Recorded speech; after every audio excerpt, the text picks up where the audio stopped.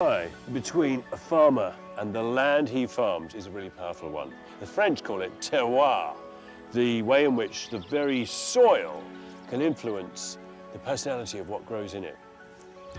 So no wonder people who own land feel this primal tie to it. Of course, for some, that sacred bond can verge on obsession.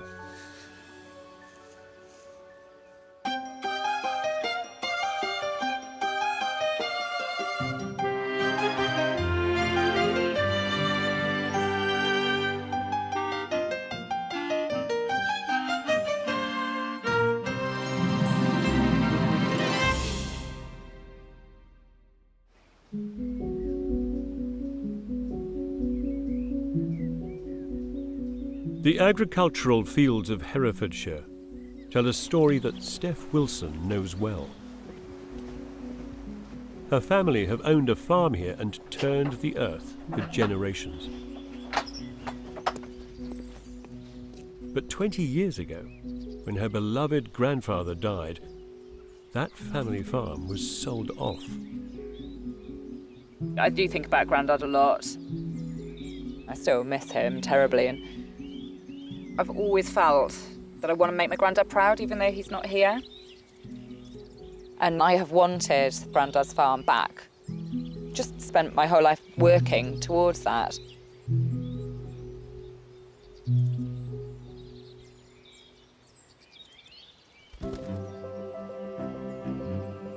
Today, Steph lives in the village where she grew up, with her 2 young children, Ollie and Lydia, and her husband, Alex.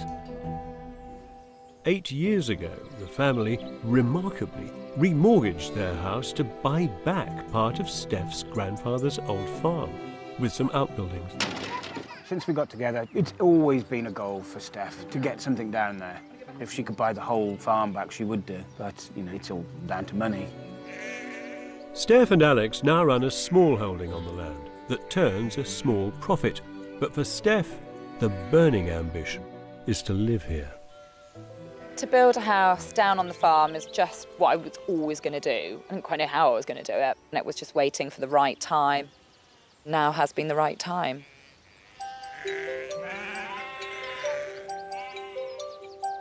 How much land you got here? 27 acres. There's a little bit of land which is up onto the top, Yeah. a little bit behind us, and then it kind of comes round in like an arc all the way around. So that's what, how much did that cost? We paid about 200,000 Yeah, well, there you know, that's for that. a substantial amount of money for a site. They may own this land, but getting permission to build on it was never going to be easy. How did you get your planning permission? We did want something really traditional, but the architect, Gary, advised us, you know, we have to do something a bit different. You need something bespoke to site, something that's, you know, architecturally designed for that site. I expected to not like it, and actually, what he's come up with is brilliant. Yeah. You know, it got a good mix. It's different enough, but, yeah, we liked it. Can you show me where it is? Yep, it's just... Where are you going to put it? So they now have planning permission for a 3-bedroom house to be built in the farm's old gravel pit. This is it. This is the site? Yeah, this is it. And that stone... That'll be to the side of the house. We want to keep it because that's a lot of memories from that stone. What, that little rocky outcrop? Yeah, I spent my childhood jumping off it, and now my children jump off it. And it seems to me that this building's got to do for your children what it did for you as a child. And that's a very big ask. It is, but it will. I won't ask for anything else. I've got my bit of farm back. I've got my house on the farm. I'm done, you know?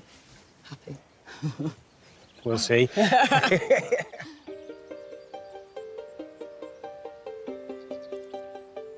The planners, of course, needed to be equally happy, and that meant an ambitious design.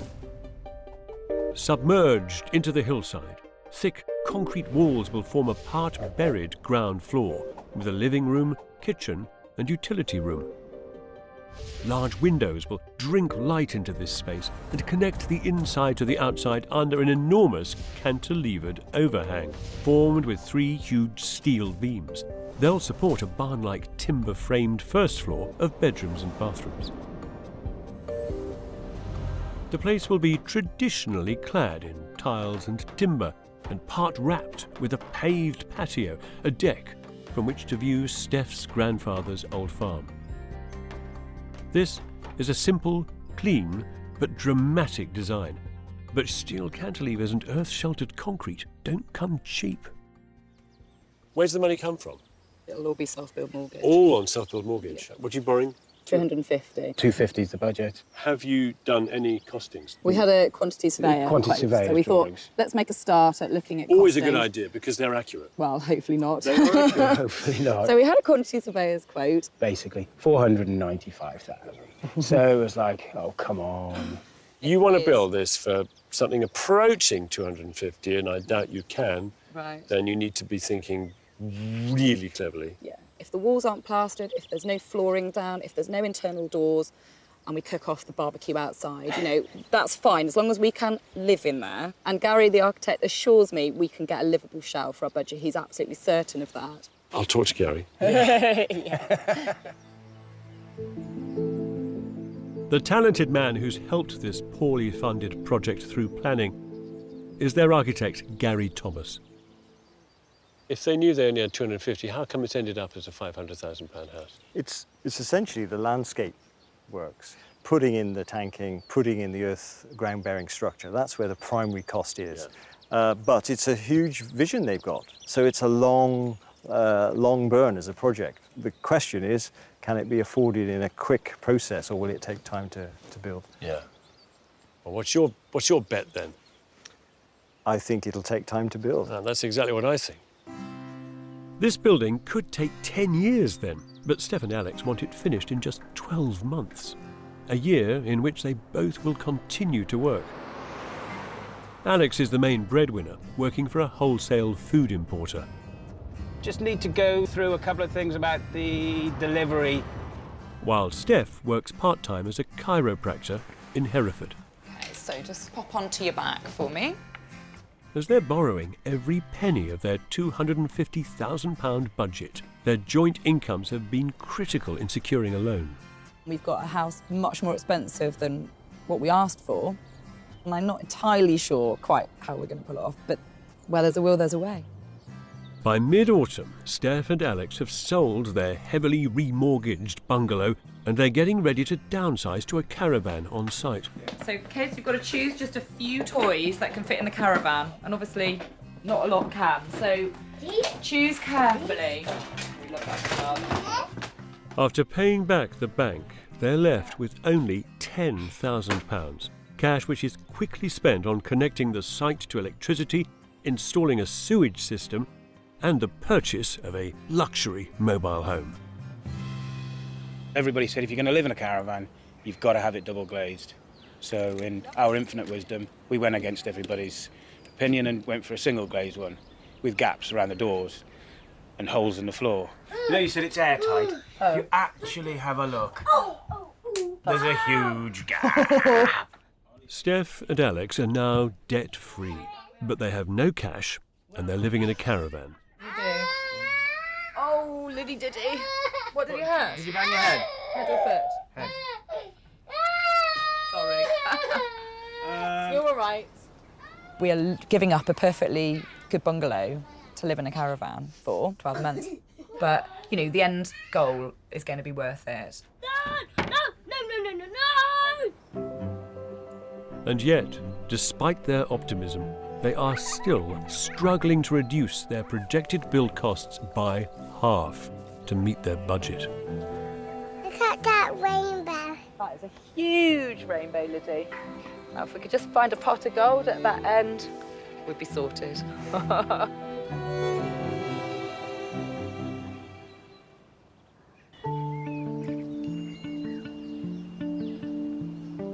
Steph Wilson has dreamed of living on her grandfather's farm since she was 16. But in the dream, she wasn't living in a caravan. Guys, sit down and eat, please. Sit and eat. The family have now been confined to this tiny space for over 6 months, and they're still struggling to bring down the project costs. We try to simplify the building we've got. We're paying for more sets of drawings and more sets of drawings, and it's bringing the cost down by 10, 20 grand, but not by 250 grand, and that's what we need to bring it down by. They're stuck. Steph has driven them all into a stalemate position. Lydia, Oh, mornings with you two driving me mad. The likelihood of building anything at all is diminishing, Just sit down. and they now all face an indefinite future in a caravan. Something Alex is not happy about.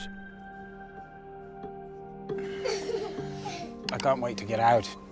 I mean, it's damp in there, it's cold in there. You've got a shower that burns you or freezes you. You've got a 4-foot bed, windows that don't shut. We had a perfectly good house. I'd never, ever do another self-build, ever. I have felt so guilty on many occasions. I've put the whole family in this situation. You know, it's my dream to live on my granddad's old farm, and I've got to find a way to sort it out. There's no doubt Steph and Alex need some kind of salvation.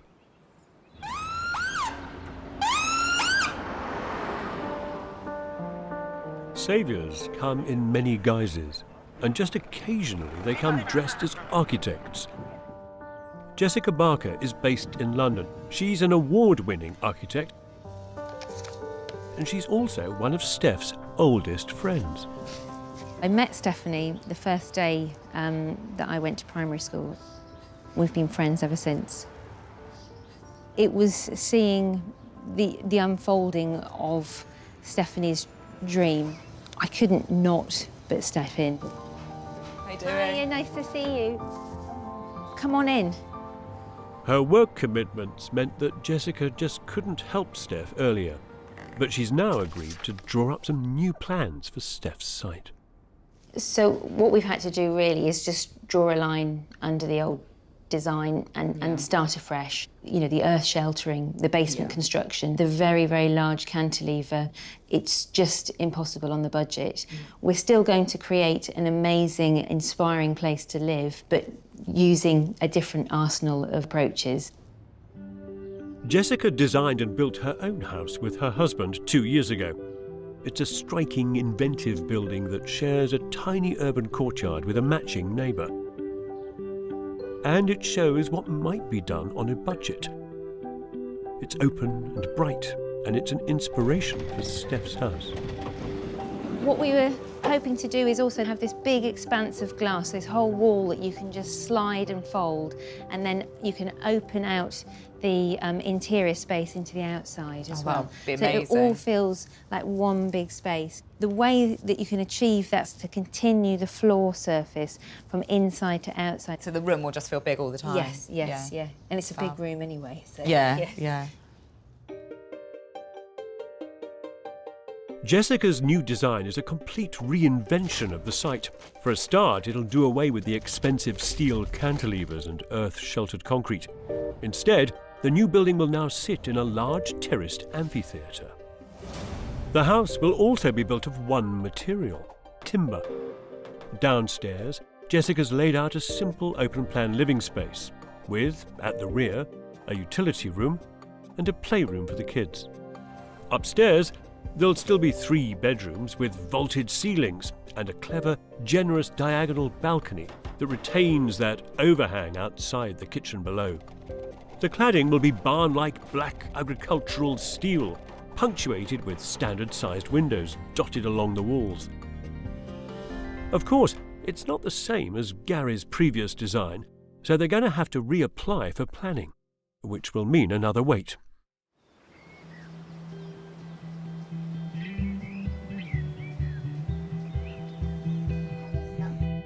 What's up, Nolan? By early autumn, Alex is preparing for a second long winter in the caravan and has insulated the drafty spare door. That is why Alex isn't building a house. But it works. Did you hear that? As he always says, it works. You know, it's what he was asked to do was to insulate the door, and he's done it. It's fine on a caravan. You wouldn't want it on your house, would you? So.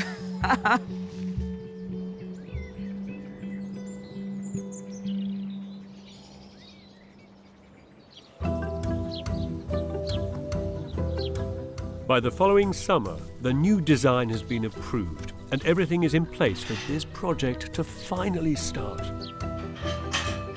We're feeling like we can almost get excited about it. We almost believe it might happen. We're that close now. Please don't let anything else go wrong. But things do go wrong. Just as work is about to begin, Alex loses his job. And the £250,000 mortgage offer, which was to fund this project, is withdrawn. July, everything was ready to go. The builders we had a date from them. There was nothing left to do. And then, out of the blue, our job situation changed. And that was Alex's job finished. 1 minute we were just about to start building as such, and then it all crashes around you. For me, it was just the straw that broke the camel's back, wasn't it? I just sobbed. I don't know how I held myself together at work. I just thought, this is it now. We are done for. We can't build this. The whole thing's off. You know, we are stuffed.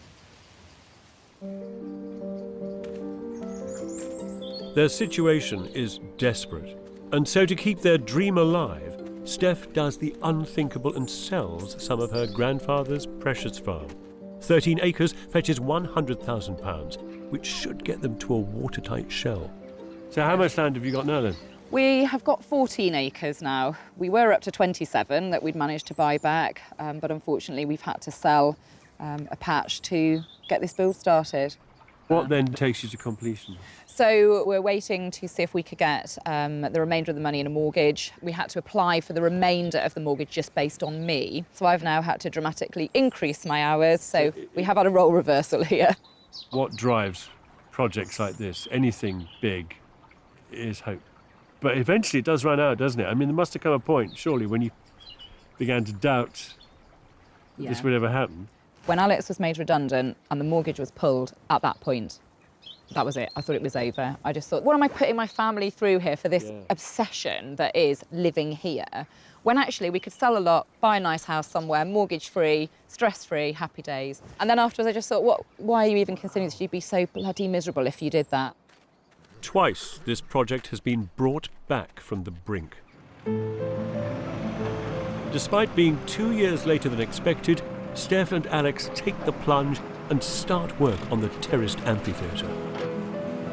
God, it's hell of a hole, isn't it? It's a fair bit of hill they've shifted. You could get 2 caravans on there, couldn't you?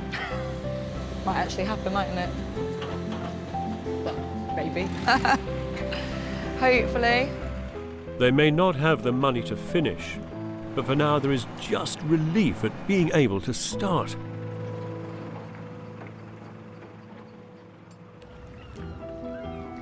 As the site is readied, 200 miles away in Hull, Steph's architect and best friend Jessica has commissioned the timber frame.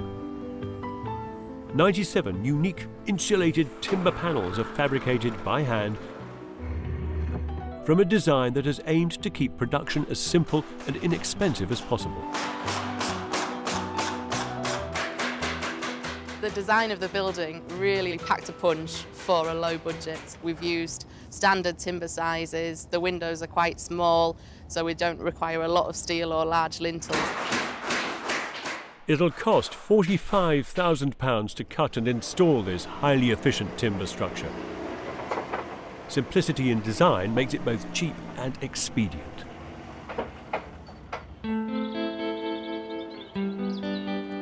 Halfway through Steph and Alex's third winter in the caravan, their site is ready to receive its timber frame.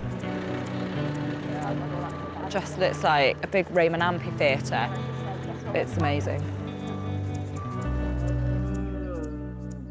The access to site is so narrow that the timber frame gets delivered to a local dairy farm. Can't believe that's a whole house on a trailer. It is exciting. Trying to focus on the excitement more than the panic, but the panic is there. The panels are then moved by tractor and trailer down the steep and winding slope to the site. It's here! After all the problems this house has caused, it actually starts to go up with remarkable ease. They've all got the numbers wrote on, locations, and then just revert back to the picture. Just goes like that.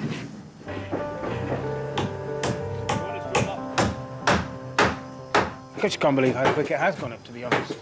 3 hours ago, nothing. This site is now changing by the minute. Change that Steph's mum has been waiting a long time to see. Dear. All right, Dottie, let's go and have a look. See what they're doing. My dad would have loved this. I'm very proud that Steph keeps it in the family anyway. It's her dream and it's going to happen, isn't it?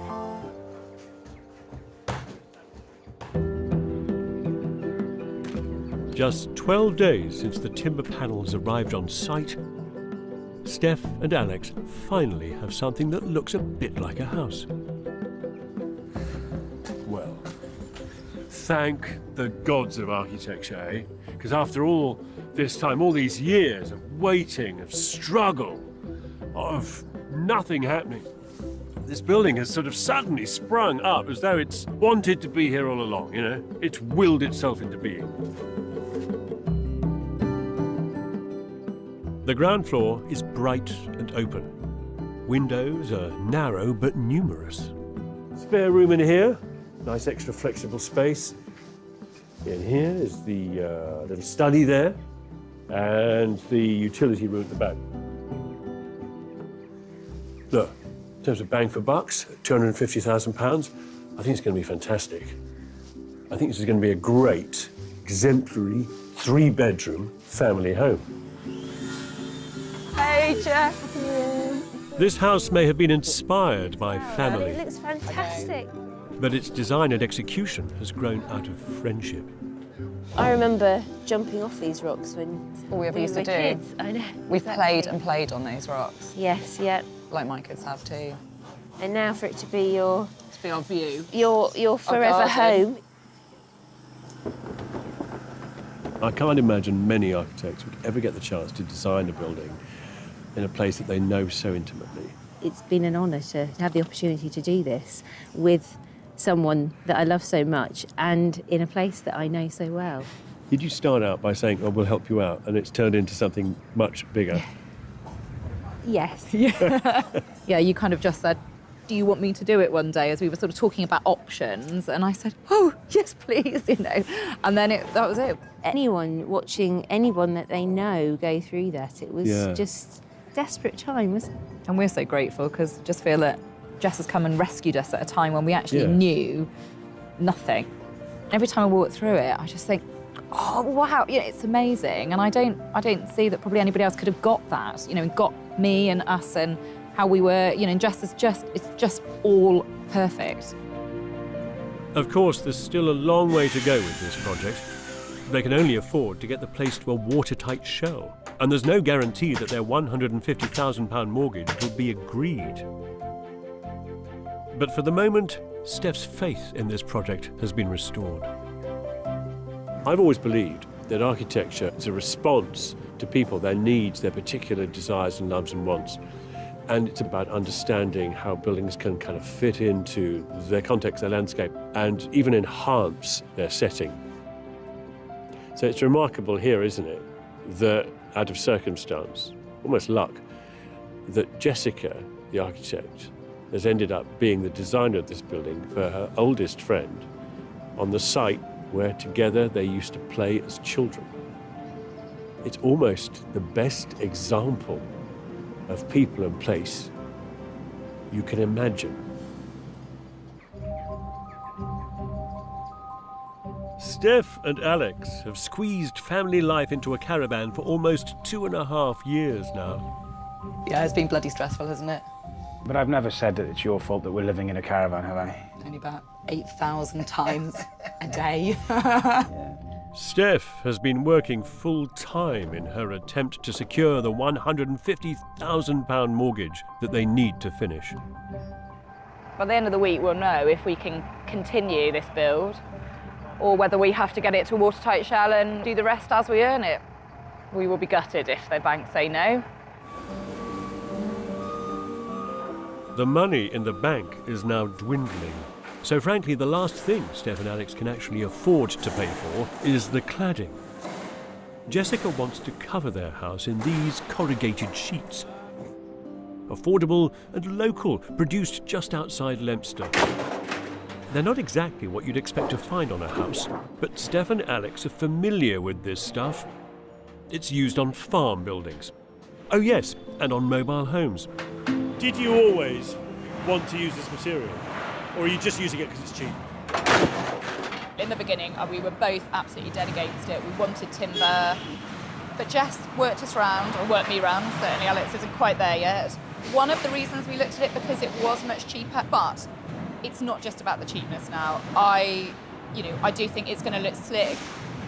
Isn't that right, Alex? Yes, absolutely. So The man literally biting his lip. It's still very industrial, isn't it? It's still a shed. If I were Alex, I'd bite my lip too, because using these sheets to clad the walls and the roof instead of timber and tiles could save this project £11,000. And by the end of the week, there's even more good news about money. Yesterday we found out we've got the mortgage to finish it, so we started, and now we know we can finish. Horse. No. Horse. No. With that 150 grand mortgage agreed, Steph's dream to build and finish a house on her grandfather's farm has never been more certain.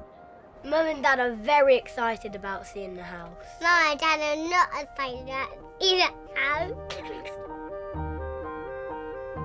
Our bedrooms are going to be bigger. A lot bigger. And not mouldy. Yeah!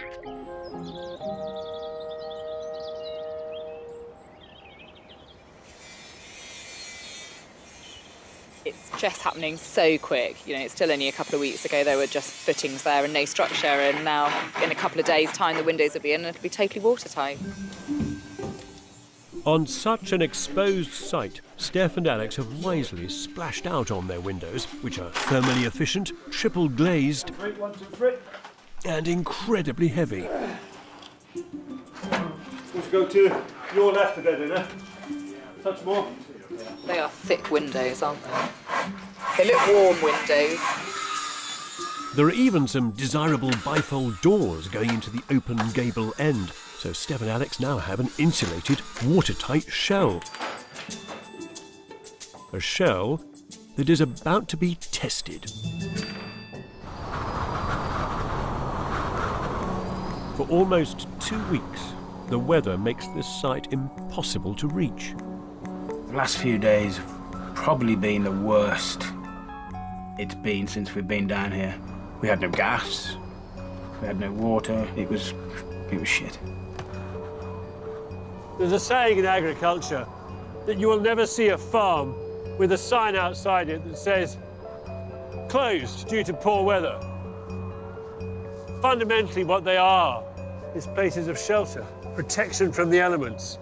It's the great, noble objective of architecture, of buildings. And this house, miraculously, for very little money, ought, I hope, to provide just that when it's finished. Until this house is finished, the struggle of everyday life continues in the caravan. Oh, hello? Oh, warm. It's a joy of heat. Definitely warm in here. So do you keep that thing going all the time? In case of having to. And overnight? Yeah. -6 it went to last night. -6 last night. So that's when your gas freezes and The door freezes, you can't get out, hairdryer around the door. Yeah, it's hilarious Wow. in the morning, trying to escape. It's the simple things which you take for granted, so... Yeah, and we'll really appreciate them when we get in. Even when they are in, Steph still thinks their caravan can contribute to family life. Steph thinks she can make some money out of it, so... Well, I'm still hoping that I can sell it for enough to buy a sofa, so we've got something to sit on. And I'd like to think somebody else can use it. Maybe they might want to upgrade the windows and, do a couple of jobs to it, but... The shower, the toilet, the bedroom... It's not been that bad. I sense, Alex, you're not entirely in agreement. Well, I'm just not as sentimental and ridiculous as Steph on certain things, so let it burn.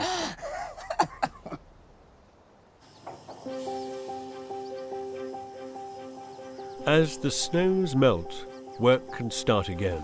There is underfloor heating. And the cladding arrives. It is lightweight and easy to fix to the wooden battens behind. Different, isn't it?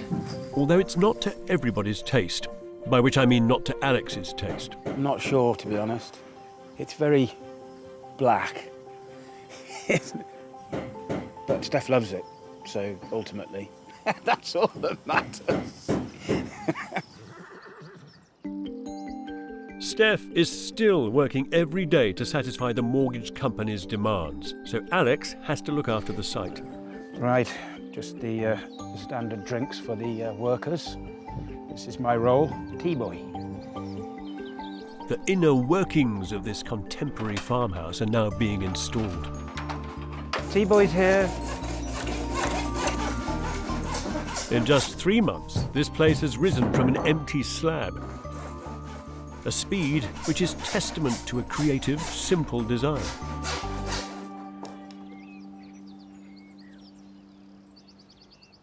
By the end of spring, Jessica and Steph are focusing on interior finishes. Once again, they're doing things on the cheap. This looks like beautiful, patinated, worn oak. It's not, it's plastic. This looks like marble. It's not, it's plastic. Rolls-Royce finish, Morris Minor budget. Difficult for you. I imagine you enjoy putting real materials into building. Yes. The thing is that the house has all been about balance. You know, there are some places where we've made a saving and we can spend a little bit more money on the things that you touch and feel, really. Well, when the budget's tight, you've got to make decisions, but we've still got the look that we want, so the finish is there. Get the look, even though it's made of plastic. Carefully guided by Jessica, Steph has been across every element of this building. Alex, on the other hand, has had very little to do with it. How much of this building have you actually constructed? This bit. I thought as much. It's Steph's baby, always has been her baby. I'm just here to support, and look what I get. I get the house out of it at the end, so I'm happy. Yeah. How obsessed is Steph with it? She's pretty focused. She tends to get what she wants. And this is all she's ever wanted. And sure enough, we're a couple of months away from it. Why didn't you put a fourth nail in? You think? That's it. Yeah, put that piece in, and then you'll know that I've actually contributed. For 2 Yeah. bits of wood. Is there a trim going on there? Maybe. I don't know whether... I think we put that in the wrong place, maybe. The right place.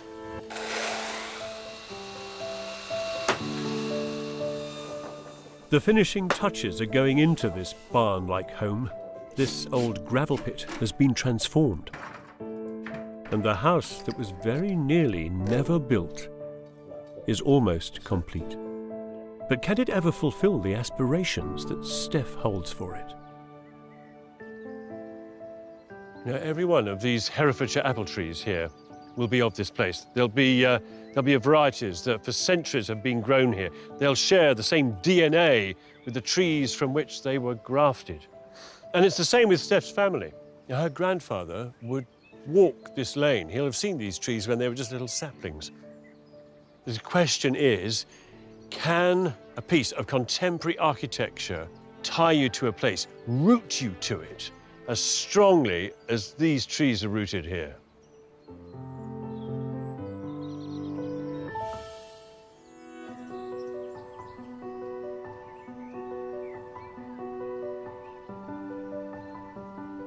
Steph and Alex Wilson moved into a damp, cramped caravan over 2.5 years ago. Not a dream home. But now Steph and her family are on the threshold of a whole new relationship with this place. This beautiful farmhouse is the house where Steph's grandfather lived, where he farmed this land. That room up there, the one in the middle, that's Steph's mum's bedroom. It's where she grew up. Her mum, by the way, who also built a house just up the lane here. And down there, through the trees, 200 yards away, finally, is the house that Steph built. The latest fruit from this Herefordshire earth has more promise than the harvest of previous years.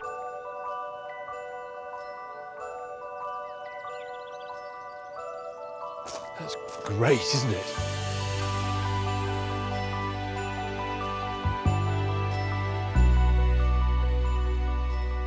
And that's really good. Very simple, mysterious black barn that's wrapped itself like a cloak around a house. Well, this place rises up majestically from the old quarry, strong and willful, rather like the people that now inhabit it. Hello. Hi. I'm not sure I ever thought this day would come. No, we didn't Did you? either. Very good to see you both. It looks beautiful. Up close, as you approach, that's large, isn't it? Large. That just gets more and more bright and strong. Just a great contrast, isn't it? It is. Oh, hang on. You like it, you like it. Do you like the black? Took a bit of time to get used to, but with the timber, it works. And there are trim details that just makes all the difference. The windows have some discreet and bespoke reveals. The edges of the cladding have been customised here and there. It's a world away from the other tin shed on site. So what does happen to the caravan now? So the caravan is sold. What? It's sold, and it's going next week. 1,400 quid we got. That's remarkable. But you're already getting sentimental about it, aren't you? You're like, it'd be sad to see it go. It's a bloody caravan. Well, You're it just is, but it's like Lydia's, like half her childhood's been in there. thinking that your daughter probably doesn't remember life anywhere else. No, she only remembers living in the caravan. Must know what to do with themselves now. Oh, it's just space. They just run everywhere. And stairs, because they've never had stairs. Come on then, let's have a look? Yeah, I want to savour every precious moment of this. The deck, which is That looks lovely. fake wood. Yeah. No wood staining necessarily. Yeah, it's great, isn't it? Oh heavens, this is so much bigger than I remember. Inside, there's not much evidence of a house built on a budget. It's clever and it's considered. She's given you 4 windows here. All of them different. Yeah, it's really funky. Just love the different heights and the different views it gives you. Yeah. Standard sizes, but all positioned nicely. I mean, you get the wildflower meadow there. Nice tall ceilings. Yeah. Everything you want, really. It's sizable, isn't it? Really big. It is. I was a little bit concerned through the construction because it didn't feel that big. But now, you know, it just feels massive. It does. Yeah, and the kitchen, it's fab. The floor is acrylic hose-down flooring. Just sluice it down. Yeah, don't worry about it. Non-marking. But it's got the look that you want. It's the look of wood without the hassle of wood. So where next? Follow me to the hallway. To the hallway. To the hall. This modern farmhouse is a huge improvement on any caravan. There's a washing machine plumbed into a utility room rather than stuck in an outside shed. There's a spacious toilet with a lock that works. A private study. And a dramatic portcullis hallway. So our entrance hall. It's a little bit of architecture. It's separate, but it still lets the light through. And actually, you look up it, so therefore you look up at the light and out of the skylight. So it does sort of draw your eyes up into the lofty ceilings. Oh, I think it's quite miraculous. Yeah. What's that room there? Is that a playroom? Sort of playroom, spare room, sofa bed. Granny flat. This is where your mum moves in. No. Let's not be silly. Upstairs, where you'd expect to find some conventional boxy bedrooms, the ceilings are huge. And praise be, there are no mouldy carpets. In Ollie's room, Jessica's fitted a climbing wall. And she's designed flooring, fixtures and fittings for the bathroom. It's great fun in what is, of course, otherwise always usually just a very functional room. Through the master suite, the clear star of this top floor is, however, the wonderfully finished balcony. Who wouldn't want a bedroom with a balcony like this? Yes, stunning, isn't it? This is my favourite bit of the house.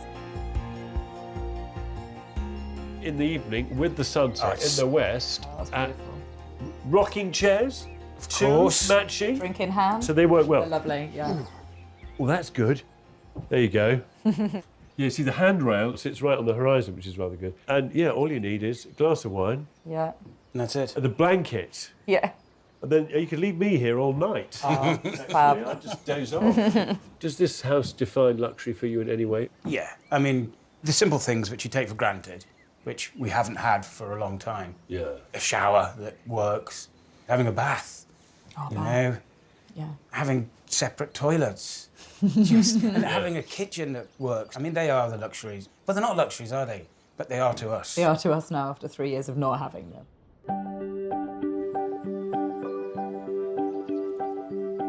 This house was born from Steph's childhood dream. And of course, it was designed by her oldest childhood friend. Sitting here now, is it odd for you two, looking at this thing, seeing the 5-year-old selves? Yeah. We used to play on this rock all the time, didn't we? And now we've got that in front of it. Yeah, and I think when we were actually playing here, to think that we've actually made this together, I don't think we ever would have dreamt that we would have done it. One significant part of the brief was the cost, of course.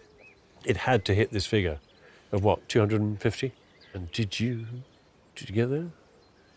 We've gone over towards the end, but through conscious decisions, because we've saved such a lot of money from living so long in the caravan now. We could have pulled it off on 250, but we say put the glass on the balcony, which in the beginning we wouldn't have been able to afford to do. Yeah. But now we've got that money, we're like, actually, we really want to do that. Yes. So we've probably spent all in all 270. Yes, yeah.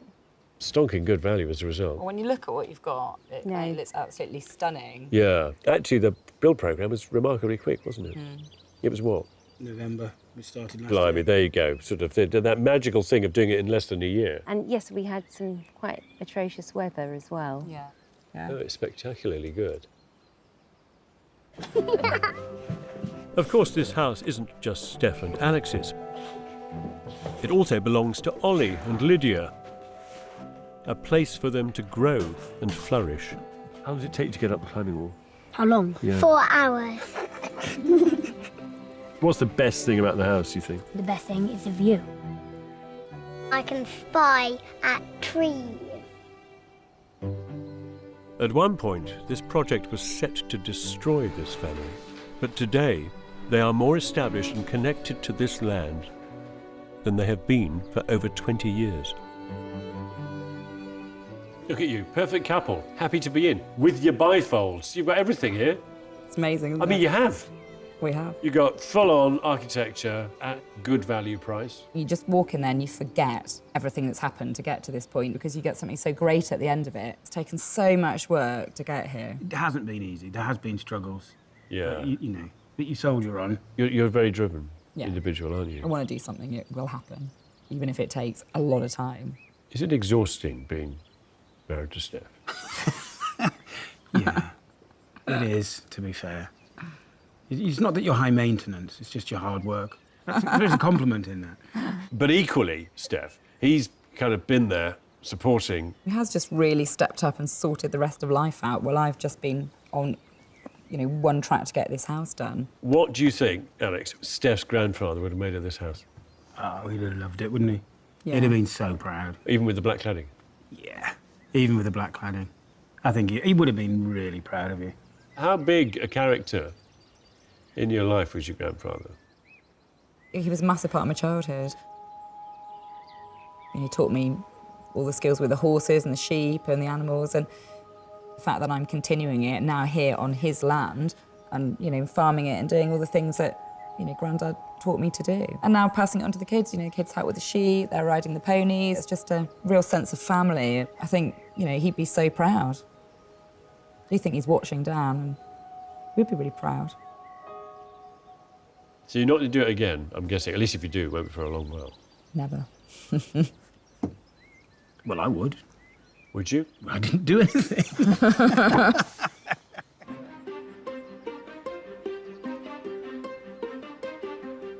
The very spirit of agriculture can be defined with the phrase tenacious resilience. The idea of the individual ploughing on regardless.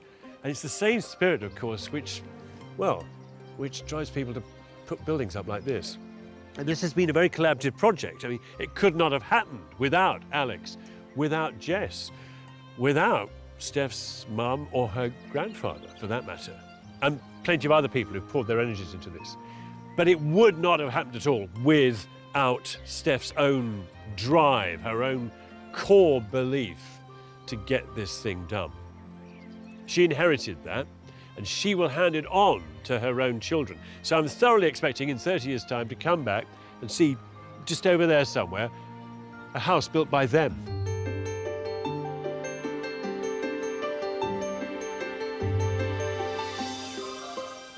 Just so alike. We actually decided to build houses next door to each other. What happens when you argue? Me and John did have a falling out. He never lets me go on it. They are going to be covered in grab-you-by-the-balls Sheffield steel. This wall's going to have to come down. We're 10 months behind. We can't afford for anything else to go wrong. What a monstrosity.